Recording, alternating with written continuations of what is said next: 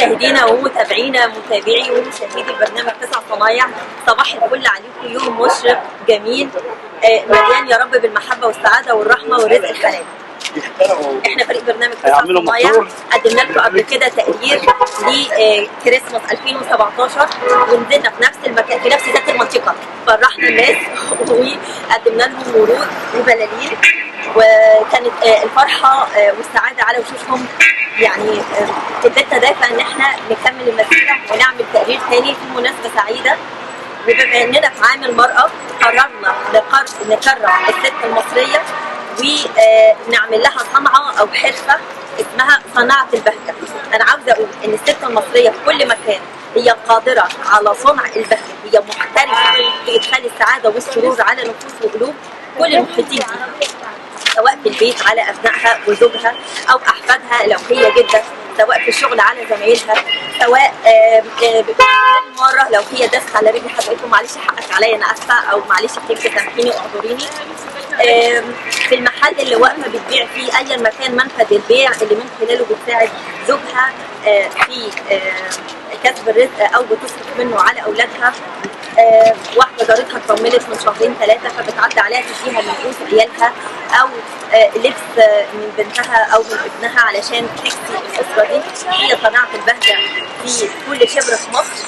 كل سنه وانت طيبه يا ست الحبايب، النهارده عيد الام، ودي اول احتفالنا بخدمه صناعه البهجه. استنونا بكل ايفنت او كل مناسبه سعيده على مدار السنه بخدمه صناعه البهجه، وبنحتفل بدور المراه المصريه بادخال السعاده والسرور والمحبه على قلوب كل اللي حوالينا. احنا في مصر الجديده عند كليه الملاك بنصور فيه بصراحه اقفل من هنا عشان ما نتفقش احنا معناش تصوير، تمام. عاوزه اقول بس قصيده من ديواني رقم 2 لكل ام مصريه، علشان الام المصريه هي اعظم الامهات على الاطلاق. كل بنات ماشيين يبصوا علينا وبيصوا على ربنا دلوقتي مشاهدات. عايزه اقول لها انا منكم ومش هقول لك على وكل ما فيا من نسمه هوا جايالي من قلبي بحبك، واحب الشمس بتنور ونور الشمس من ضيق، يا بحر حنان يا بر امان، يا كلمة تروي قلب حزين، يا غنوة تسعد الحيران، ومن ايدك عطاء الكون ونور اخضر وقلب حنين. ومهما يا امي بتغرب انا منك ومهما يكون، ومن احساس بنيت البيت وغنيتي وانا غنيت، انا واخواتي من نجمة ونسمة بكرة والحواديت. ومن ايدك عطاء الكون سهرانة عشان نرتاح، وقضيتي حياتك يوم وحلمك كان بدنيا براح نعيش فيها وتجمعنا ونهزم فيها أوجعنا، وحتى زماننا لو بعنا بتبقي انتي أمان البيت. عايزين نشوف دلوقتي مع بعض رد فعل الأمهات اللي هنكرمهم في الشارع، أو أي بنوتة أو شاب ممكن ياخدوا شهادة التقدير لأمهاتهم، أو زوج ياخد شهادة تقدير لنفسه. إن شاء الله نقدر نساعدهم ونقدم لهم كل سنة وحضرتك طيبة. حابة تاخدي شهادة تقدير؟ إحنا فريق برنامج وبنكرم شهادة تقدير فيها اسم البرنامج اسم القناة بدون دعاء بدون نشر حابين يكرموا الأمهات النهارده. لو حابة تاخدي شهادة تقدير ومبدأ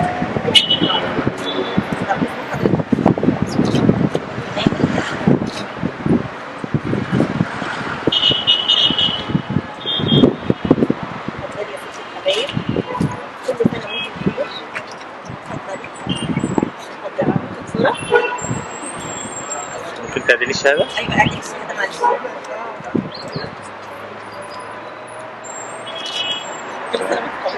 مع السلامة. لا مع السلامة. طبعا على تحديد كل ماما احنا فريق برنامج بنكرم الأمهات. لو مفيش أم معدية تجيب بنوتة أو ابن مش بتاخد شهادة تقدير. احنا برنامج 9 صنايع بنكرم الأمهات النهارده. شهادة التقدير لو حابة تاخد اسمها هنا وتاخدها ولا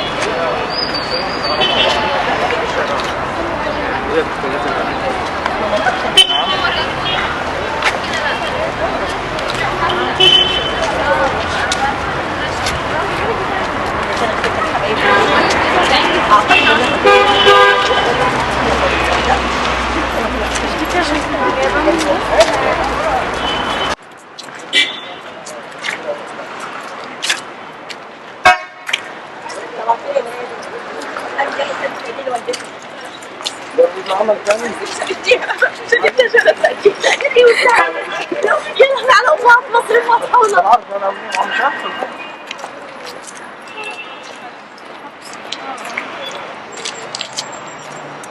طبعا كده بنمسك على نفس التمرين لماما. هنموت في الضحك. طبعا كده احنا بنكرم الامهات في شهر عيد الام، فلو حضرتك حابب تهدي شهاده التقدير دي لزوجتك، لوالدتك، لاختك المتزوجه، لمرات اخوك، احنا تحت امرك. ممكن تقول الاسم اللي تقول حضرتك تديها ورده. لا ده احنا برنامج اسمه 9 صنايع على قناه مصر الزراعيه.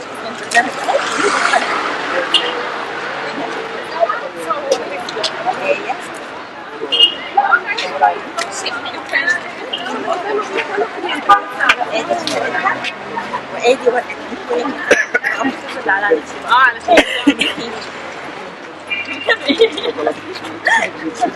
مين تاني؟ ما شاء الله مش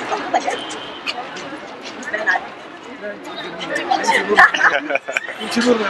لا لا لا بص حضرتك يعني لا مش باين عليك والله.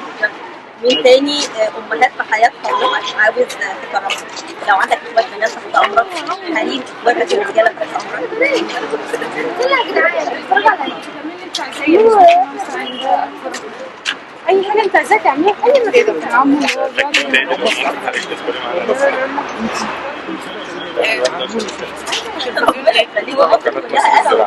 ولازم اسجل كتير جدا بس الدور عايزه اقول لك ازاي كل علينا وعليك. تعالي صباح الخير. احنا بنكرم الامهات في شهر عيد الام.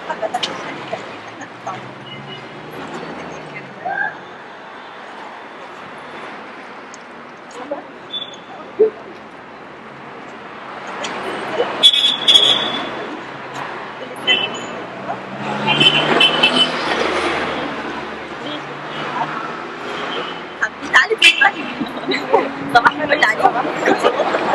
باين عليك عايزه خلينا عكسك. على اساس اني متربيه معاكي في الشارع وعارفه بنات ايه.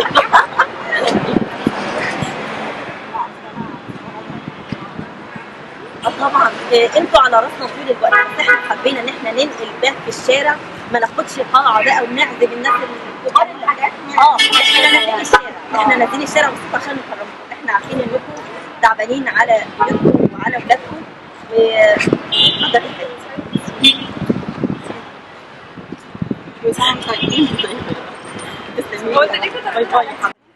ده بشور البرنامج، ده اسم البرنامج، ده اسمي، دي القناه، وده التردد، ودي مواعيد الاذاعه والاعاده. لو ما نزلتش في البرنامج فانت ممكن تكتبي على تويتر او على يوتيوب او على الفيسبوك 9 صنايع او على جوجل هتظهر لك الحلقات. ماشي يا حبيبي، مع الف سلامه. صباح الخير. انا الامهات بس النكت الا البنات اللي بيقولوا مش عايزين يكرمها. انا صح لما قلت عايزه انزل الشارع واكرم امهات مصر، البنات دي عايزه شفت الناس فرحت ازاي؟ عايز يصورني اسلام واخد فلوس. طبعا خير. حضرتك حابب تقدم شهاده تأمين لوالدتك او زوجتك؟ الناس مش طايقه امهاتها ولا زوجاتها يعني. والله كل ده على فكره انا ما بقطعوش علشان اوريكم الشعب المصري فيه يعني عنده نسبه خوف قد ايه. يعني كاميرا فوتو وفيديو واعلاميه وواقفه في الشارع بشهادات تقدير وورد وخايفين. انا عاوزه اقول لكم الشعب المصري فيه نسبه خوف لازم نعالجها ونشوف سببها ايه. يعني بنات زي جروب كده بنات يقولوا لا مش عايزين، في حاجه غلط.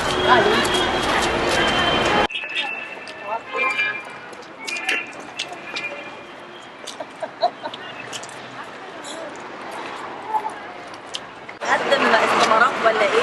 شركه استثماريه ولا ايه؟ فاهمه ولا انا خايفه. انا مبينه خلاص احنا برنامج 9 صنايع لا بجد انا نفسي اعرف هم خايفين من يعني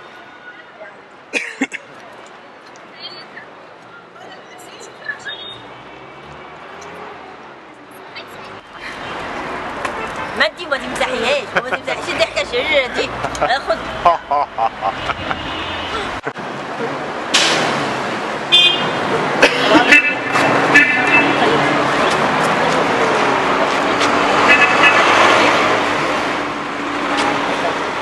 احنا برنامج الامهات في الشارع. انا هدي لحضرتك دلوقتي بخور. هو ده حتى لو ما نزلش على البرنامج انت خلي حد من ولاد حضرتك يكتب ده 9 صنايع اسم البرنامج على فيسبوك او يوتيوب او جوجل، هتظهر او هيظهر ده اسمي، دي القناه بتاعتي زراعيه، وده التردد بتاعها، ودي مواعيد الاذاعه والدعايه. اتفضلي. ايوه حضرتك قلنا اسمك علشان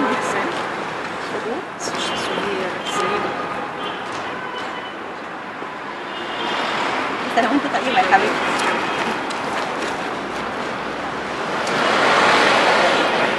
مين أمهات في حياتك تانية أو مين عايزة تكرميها؟ لو أختك بخير، مرات أخوك بخير، جارتك وبتحبيها، اتفضلي. سامية سيد. إيه ده نفس سبحان الله. مرة أيوه اسم البرنامج 9 صنايع. أيوه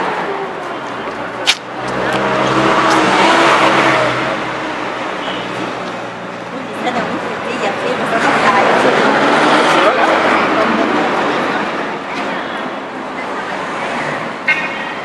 جميل يا ست الحبايب، مع ألف سلامة وسلامة طيبة.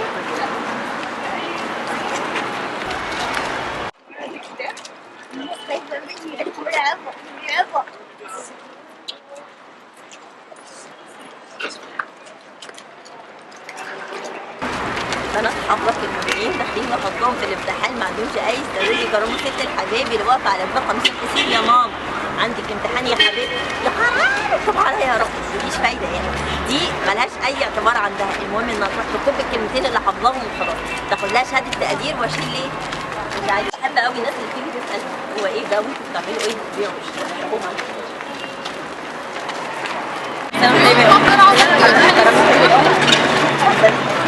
طب مكرم الأم عيد الأم. ايه عيد الأم؟ أهلا برنامج، أنا إعلامية وجيت طريق البرنامج بتاعي. ماشي؟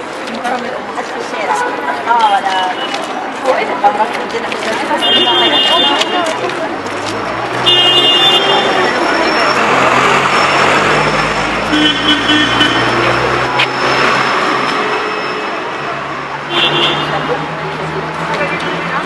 ممكن صورة بقى؟ صورة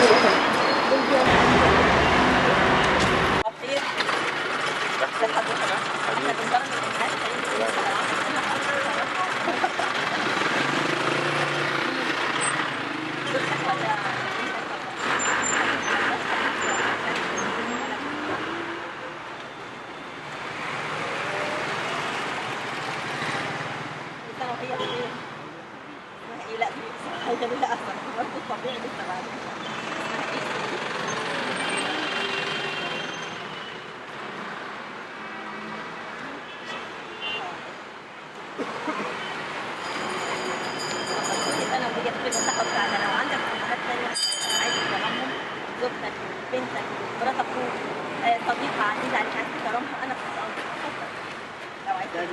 طبعا طبعا تحت امرك.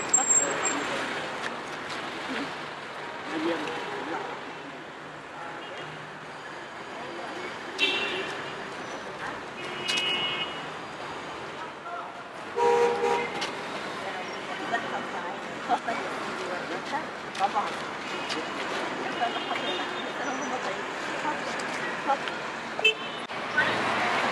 انا عاوزه اقول لك ان اي حاجه كان فيها رزق في الاحتفال عيد الام عشان امي كنت بحسب اللي هو لحد ما اشتغلت وبدات يبقى لي مصدر رزق غرقتها. الموضوع ما يوصل للمسؤول اللي هو بلدوين مش راضي احنا في يمين الولاء للامبراطور فالامبراطور هيقطع عنه الحوار.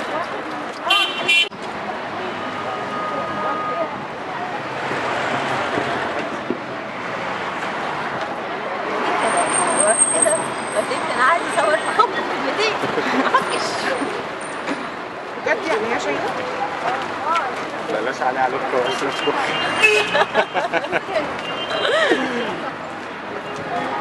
انا عايزه اقول لك على حاجه، مش عشان هي واقفه. رانيا رقم واحد في البرنامج عندك للالتزام. البنت دي مبروك. سافرت يوم الاربعاء، يوم التصوير اتلغى.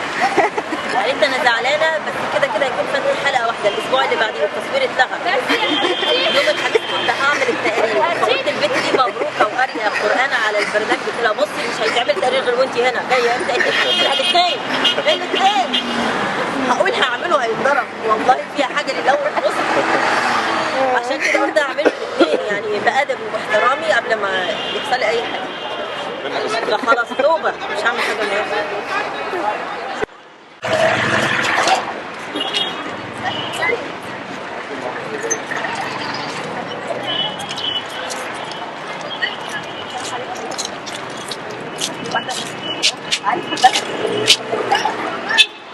هتجيب كمان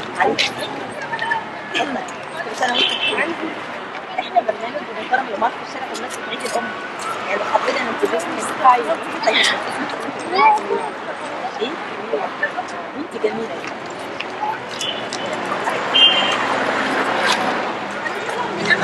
يطلعوا ورده وبتاع. عارفه كل اللي صورنا معاهم جميلين. اتفضلي. حابه تيجي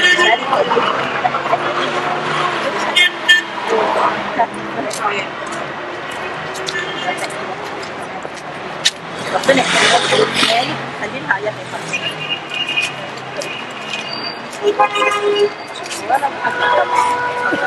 كل سنه وهي بخير. خدي يا حبيبتي ممكن صوره بصي هنا. كل سنه ربنا يخليها حبيبتي. ماشي اخد لها شهاده ماما. تمام بقى والله يعني يا جماعه البنوته دي جايبه ورده مامتها واحنا بنكرم الامهات في عيد الام عن كل البنات اللي مشوا بنقول لهم خدوا شهاده تقدير ورده الامهات قالوا لا استني.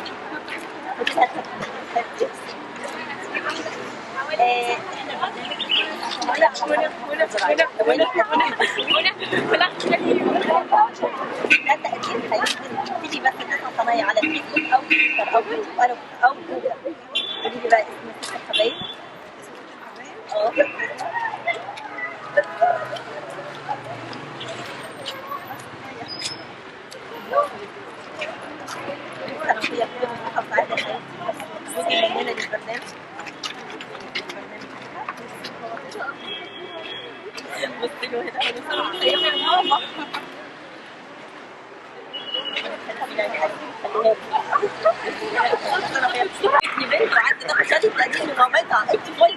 اسم ماما يا حبيبي.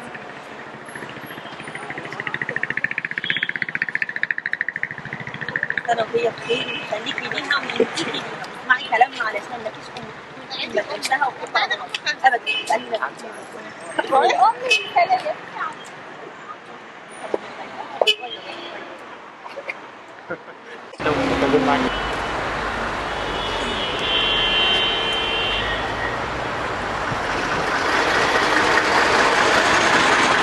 حضرتك حابة تتكرمي بمناسبة عيد الأم؟ حابة تتكرمي بمناسبة عيد الأم؟ عايزة تعالي اتفضلي تعالي. دي وردة منين ليكي؟ الساعة 10 بالظبط عشان النهارده كان قبل اسم حضرتك هديكي شهادة.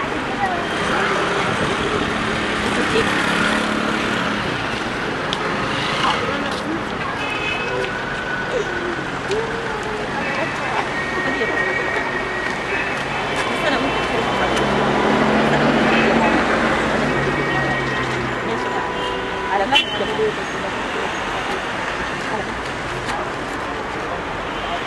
ازاي حياتي.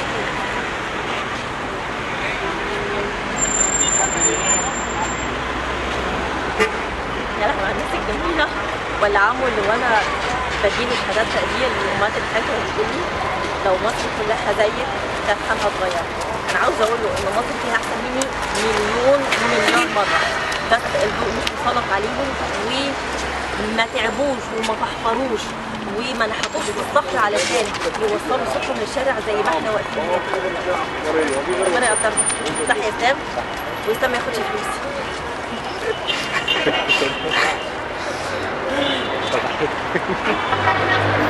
هديك فلوس ما تقلقش، بس راجع ضميرك.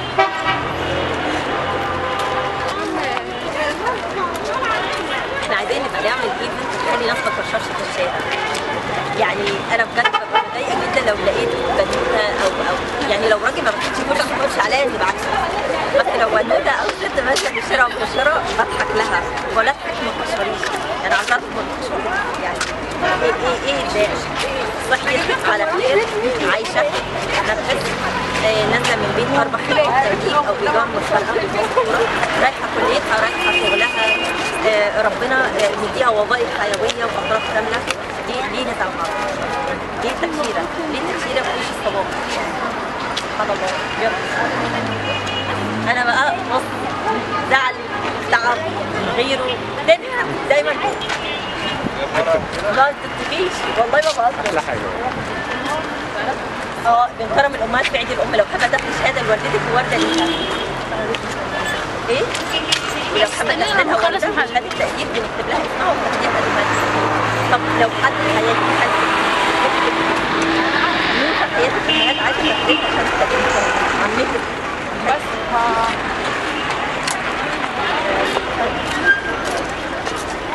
يا وجع قلبي. تعملوا ايه؟ بنكرم الامهات في عيد الام. عايزه تاخدي شهاده تقدير انا والدتي متوفيه البنوته اللي مشيت. طيب شوفي لو خالتك او عمتك او في حياتك لا انا مشيت يا وجع قلبي. تعالى اتفضل تعالى كريم. السلام عليكم. انا ولاء سمير اعلاميه مذيع برنامج 9 صنايع بتاعي بنكرم الامهات في عيد الام. اي حد معدي عايز يكرم اي مرات اخوه بنديله ورده وشهاده تقدير بنكتب عليها اسمها وبالخطاب الرسمي بيتعلق لو حابب تحت امرك. اتفضل. مين الام اللي حياتك عايز تكرمها يا سيدي؟ ربنا يخليك. واضح انك ابن باربي ده. اسمها ايه ست الحبايب؟ ربنا يخليها لك وتعيش بحسها شهاده تقدير مكتوب فيها جزء من شعر من قصيده انا كتبتها. ايوه وهنا اسم البرنامج بتاعنا ودي لوجو القناه ودول ناس رعاه عايزين يكرموا الامور. تحيه يا سيدي. كل سنه وهي في حياتك نور ورحمه. اتفضل. ممكن صوره؟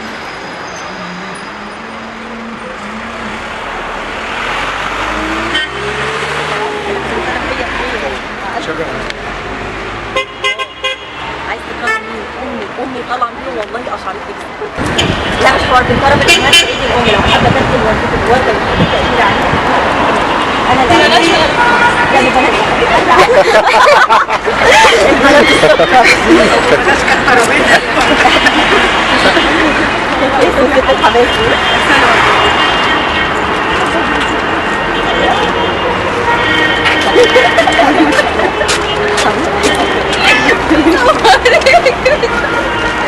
لا والله انتوا كويسين جدا عشان في بنات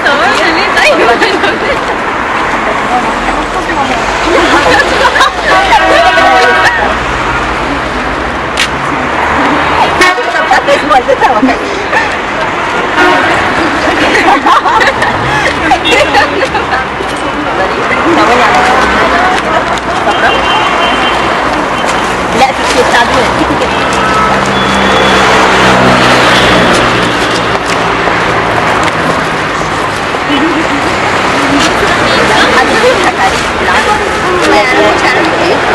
هم حتى ما سالوش البنات اللي قلنا لهم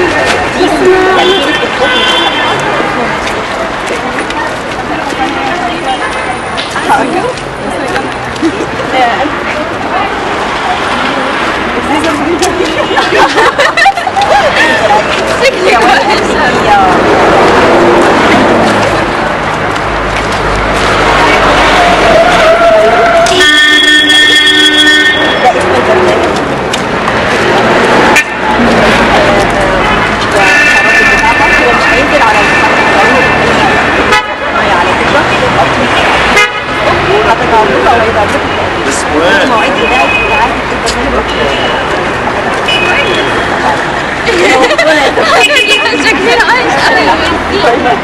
يلا مع السلامة.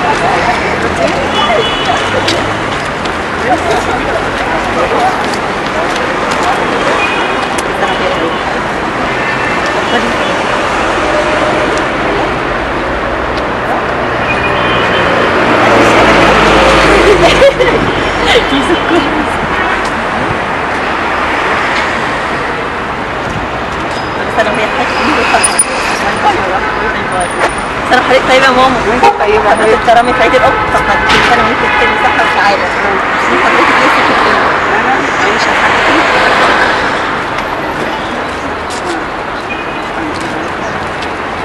كل سنة وانت طيبة يا حبيبتي. طيبة. خدي يا بابا. تكريم العيد الأم. طيب هتساعد انت ولا حاجه؟ شكرا. بينزل هقول لحضرتك خدي البخور ده. ثواني ازاي حضرتك؟ خلي حد من ولاد حضرتك ده بس على فيسبوك او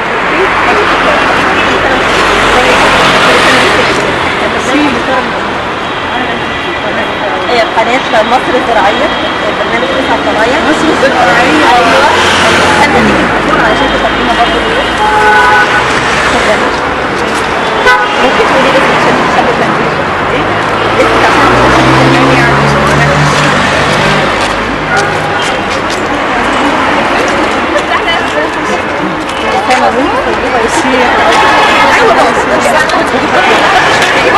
وربنا بارك حلب. شكرا وانتم طيبين.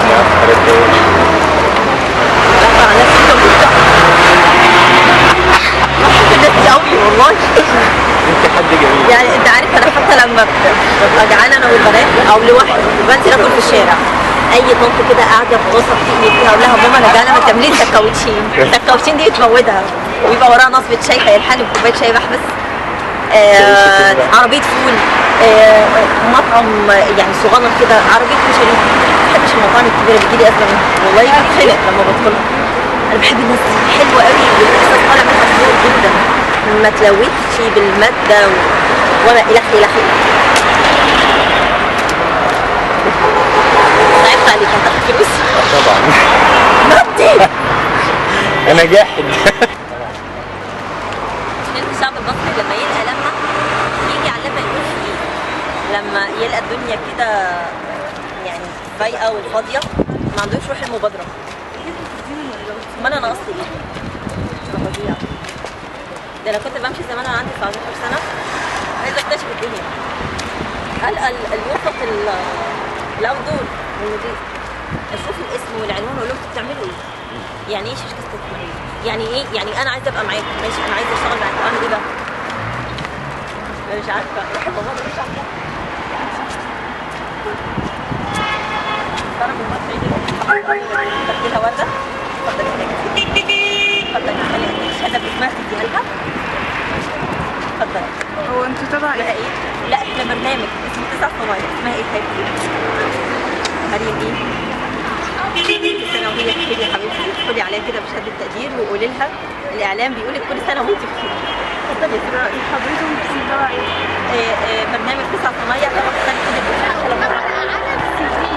اتفضلي. كم مرة على جماعة. اتفضلي لو حابة تتابعي البرنامج. ده اسم البرنامج، ممكن تكتبيه على فيسبوك، جوجل، تويتر، يوتيوب، هتظهر لك حلقاتنا. حابة تاخدي شهادة تقدير ولا تعالي اتفضلي.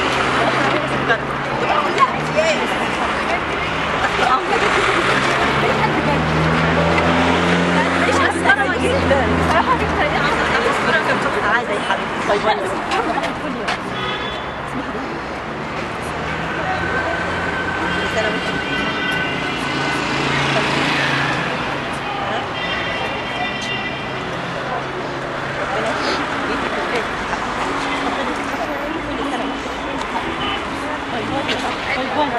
يا بنت انتوا بتكروش.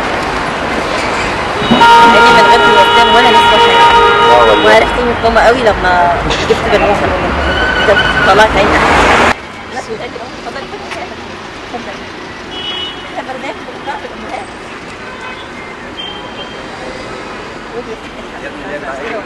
مش اسئله، ده انا هديك شيء.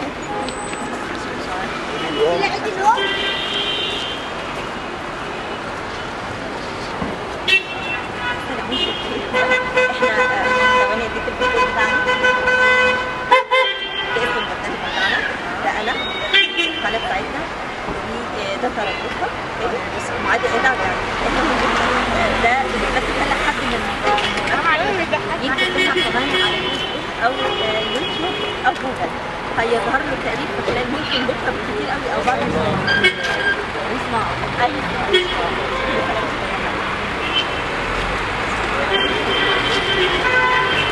عايزه تاكل حاجه ولا تعالي ده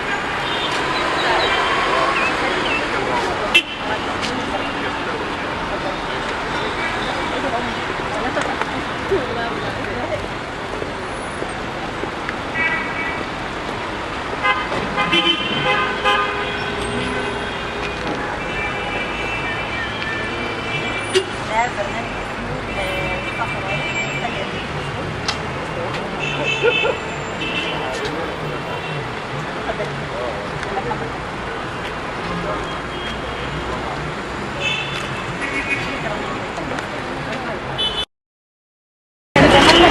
اتفضل انا بقى. كمان انا بالك صمموا بعض. برضه عمل التاني برضه بس القرايه غصب عني. صورة بقى. اكتب ايه؟ طب انا بكتب ده واحدة كده. يا ستي هاتيها مليانة ما تكتبش حاجة، سيبها فاضية كده. سيبها الله.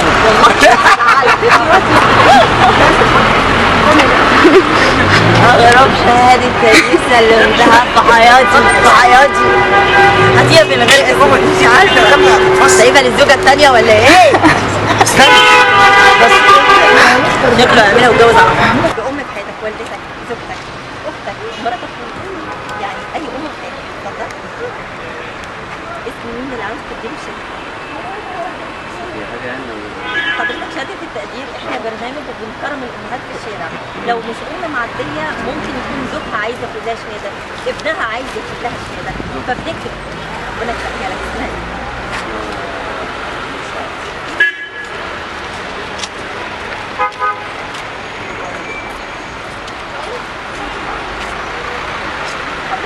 كل سنه وهي بخير وسعاده.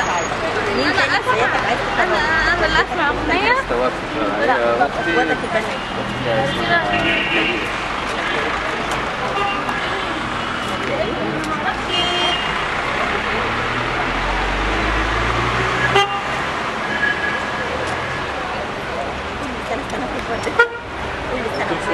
صحة وسعادة يا رب. مع ألف سلامة. السلام عليكم. وعليكم السلام ورحمة الله.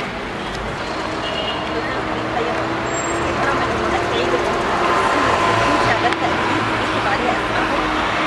دي جزء من القصيدة أنا الإعلامية والأسامين، وده اسم البرنامج بتاعي، ودول التيم بتوعي، وده اسم القناة، وده البروشور لو حابة تتابعينا. اتفضلي. بنكتب اسم الأم هنا على الشهادة وبنعملها له كده في الزمن. كده صح؟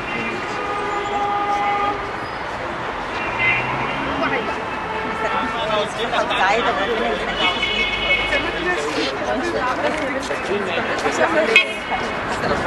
كل سنة وانت طيبة يا ماما. اتفضلي يا حبيبتي. ثواني اديكي شهادة. ثواني.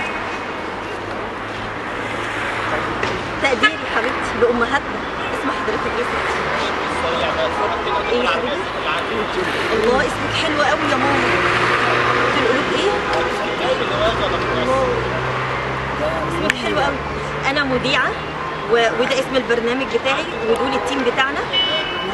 هجيبه لحضرتك حالا البروشور. اتفضلي. شوفي ثواني كده. اتفضلي لو حابة تتابعيني انت. ماشي؟ 9 صنايع ده في مصر الزراعية. اسم القناة اخترت بتاعها. يا حبيبتي. سلام طيبة يا ماما. لا يا حبيبتي. وانت بخير صحة وسعادة يا ماما. انا ولا اسامي يا ماما. اهلا بك يا حبيبتي. تسلمي لي يا ماما على مهلك. متعوض. طيب طيب.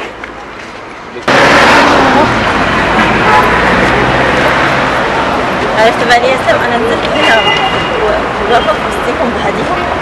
انا عملت قبل كده مفاجاه تحت امرك يا ماما. حاضر تحت امرك. بتعملوا ايه؟ انت مالك نعدي؟ اتفضلي يا ماما. على ايه؟ وانت بخير يا حبيبتي. انا عملت قبل كده ايفنت في مهرجان بهجة العيد الام في مكتبه مصر فرع زاويه الحمراء، فعزمت طاقم الاعلاميين والفنانين وكان في عدد من الامهات موجوده. انا ما كنتش فرحانه زي ايفنت الكريسماس لما قدمت في الشارع انا والشباب او انا والجماعه، ودلوقتي انا فرحت اكتر. لا انا دايما عمل ميداني طبيعي وفي مشاعر حلوه. بصراحه حضرتك طيبه. ثواني اديك شهاده طبعا انتوا امهاتنا تاج على الله يخليك. حلوه قوي يا خالد. الله يخليك.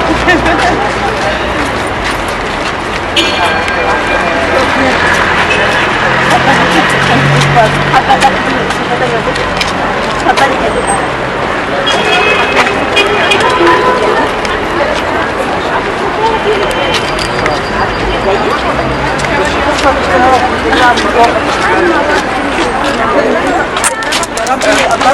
انا عايزه ايه؟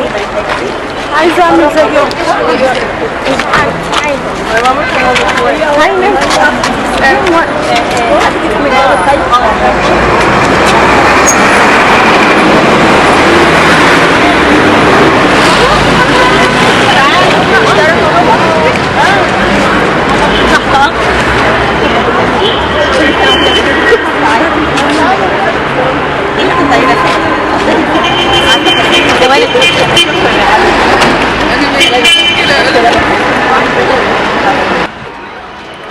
ده هتبقى فيه اسم البرنامج واسم القناه التردد بتاعها ومواعيد الاعاده او الاذاعه. يعني ده تقريبا مش هيتذاع في حلقه بس هينزل. يعني 9 صنايع لو كتبتيها على يوتيوب او جوجل او فيسبوك بكره بالكتير، صح يا رانيا؟ خلصوا بكره بالكتير هتبقى تاني. اوكي؟ لا مش هينزل. اسمه والدتك نادية عبد الله. سنة وهي في حياتها. أبي ثاني وردة كده.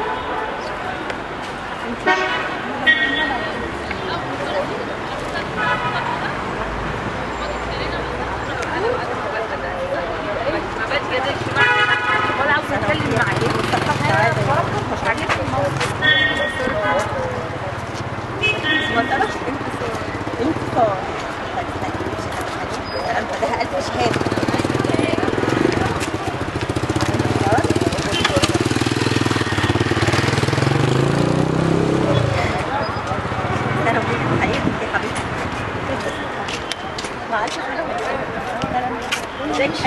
يا لهوي ده انت ليكي الدنيا كلها. اتفضلي يا حبيبتي. استني حبيبتي قولي اسمك يا ماما. لا مش عايزه لا مش تلفزيون، هتاخدي اسمك على شهاده تقدير تعلقيها عندك. دي شهاده تقدير من البرنامج بيكرموا الامهات، فتاخدي شهاده عليها اسمك تعلقيها عندك على الحيط. ماشي ودخلت. عايزه عادي كمان. لا انا مش عايزه. لا يا حبيبتي الله يسلمك. طبعا تعالي لو عايزه تاخدي لها شهاده تقدير وورده. قولي اسم والدتك سكر.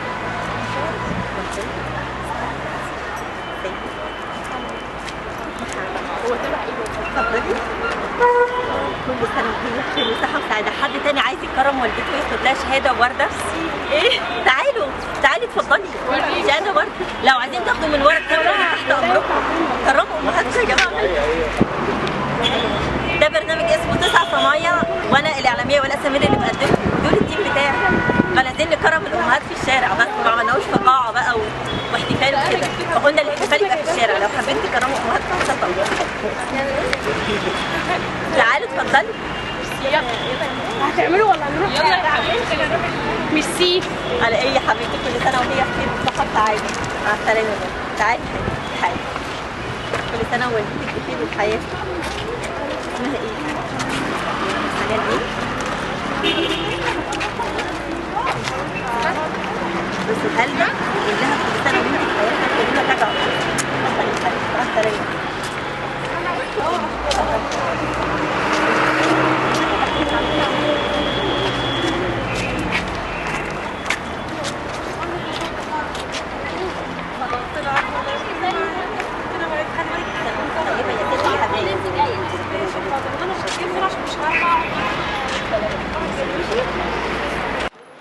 كل ام بخير. على قد ما قدرنا حاولنا نفرح امهاتنا، نزلنا لهم في الشارع. المكان ده ليه قررنا فيه تقرير الكريسماس وحلقه صانعه البهجه عيد الام النهارده، لان ده امن مكان في العالم، ده امن مكان. الراجل مش وحش احنا معناش تصاريح، احنا نازلين بتلقائيه وعاطفيه شديده جدا. شفتوا رد فعل الامهات والبنات وحتى الرجاله اللي خدوا شهادات للامهات اللي في حياتهم. استنونا في كل مناسبه اجتماعيه جميله على مدار السنه، وصناعه البهجه والمراه المصريه اعظم نساء العالم. معاكم ولاء سمير، برنامج 9 صنايع. ده تقرير مش حلقه هتتذاع من خلال القناه، تقرير هينزل على يوتيوب وجوجل وهيبقى تبع قناه البرنامج عادي جدا. شكرا يا رانيا. رانيا نزلت من سفرها مخصوص علشان تصور التقرير. شكرا يا اسلام علشان هياخد فلوس الكلمه مش عايزه تطلع. شكرا يا اسلام. وهياخد فلوس، هو مش معانا فريق برنامج، هو نزل سبوبه زي الفل. شكرا ليكم. وكل اللي محتاجاه منكم بس حاجه، تابعونا وحاولوا على قد ما تقدروا تساعدونا في تسويق البرنامج على السوشيال ميديا. والله معنا افكار كتيره وجميله للناس الطيبه دي من خلال البرنامج هتتحقق. يعني احنا عندنا او انا حطيت 6 او 5 خطط المفروض انها تتحقق على مدار سنه. ف بترويجكم للهاشتاج او لفكره البرنامج على وسائل التواصل الاجتماعي فيسبوك او تويتر او اي مكان هتساعدونا جدا. عاوزين نعمل للناس دي بيوت وعاوزين نقدم لهم مش مساعدات، الموضوع مش موضوع مساعدات. الحاله الاقتصاديه او الركود الاقتصادي في البلد احنا عاوزين نساهم فيه. لا هناخد فلوس من حد ولا هنستنى رجال اعمال يتبرعوا ولا هنلف ناخد من الناس في الشارع. اللي هنعمله ان احنا بايدينا هنعمل اللي يخلي الناس دي عايشه مبهوره وفرحانه. استنونا في الحلقه اللي جايه او التقرير اللي جاي وصناعه البهجه. كل سنه وكل ام مصريه وعربيه وفي العالم كله بخير. مع السلامه.